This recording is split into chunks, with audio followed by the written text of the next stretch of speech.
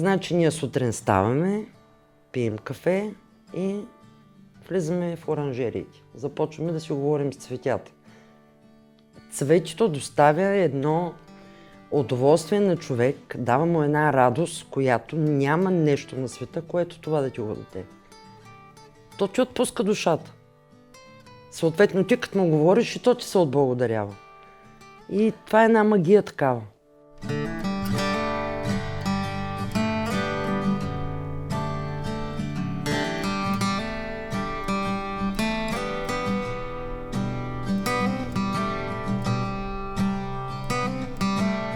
Нашата работа е и нашето хоби.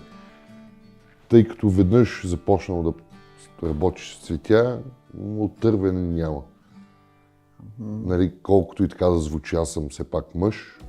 Нали, един мъж да се занимава с цветя, но пък е много интересно, тъй като виждаш красотата на природата, която създава.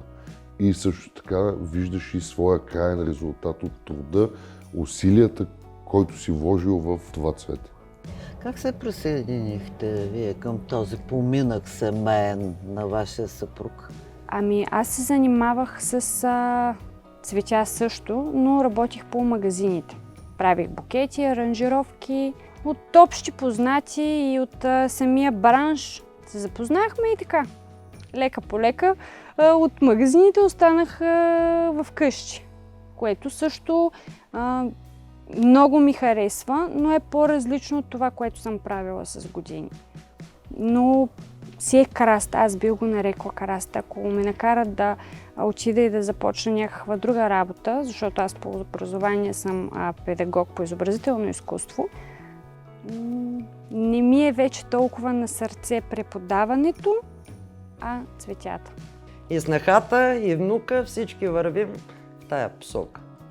Тук какво се промени след като и вие влязохте в семейния бизнес? След като аз влязах, увеличихме мащабите на производство, увеличихме количеството цветя, което произвеждаме, промени се начина на съхранение на цветята,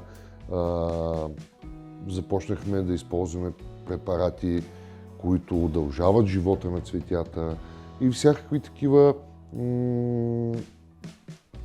Те са малки неща, но точно малките неща понякога увеличават живота на самото цвете, тъй като ние, нали, нашата цел е продукт, който го предлагаме, да има максимално дълъг живот, технологичен дълъг живот в крайния потребител. Държите вече инструментите, с които работите. Какво ще ми покажете? Сега ще направим едно изваждане на зюмбюл и ще покажем как се изрязва и как го предлагаме ние на своите клиенти, като ние го правим по холандския тип. Изрязваме и оставаме част от луковицата, за да може то да има по-голяма трайност, за да може крайният клиент да се радва повече време. Хайде да видим сега на практика как става това. Ето сега това зюмбюлче е готово. Всички цветчета са отцветени. Леко повдигаме с лопатката. Изтърсваме ненужното количество пръст. Принципно взимаме с ножчето.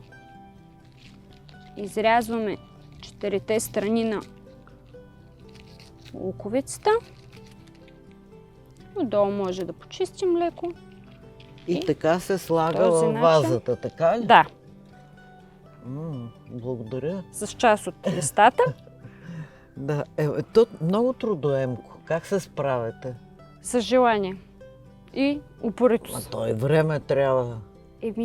Колко Цветята... души работите обикновено, когато ги вадите по този начин? Всичко правим заедно. 4 души. Аз, съпруга ми, свекър ми и свекърва ми. Като двама вървят и вадят по този начин, а другите двама събират след тях изкараното количество, прехвърляме го в помещението, където го изрязваме по този начин, пакетираме и натапяме във вода.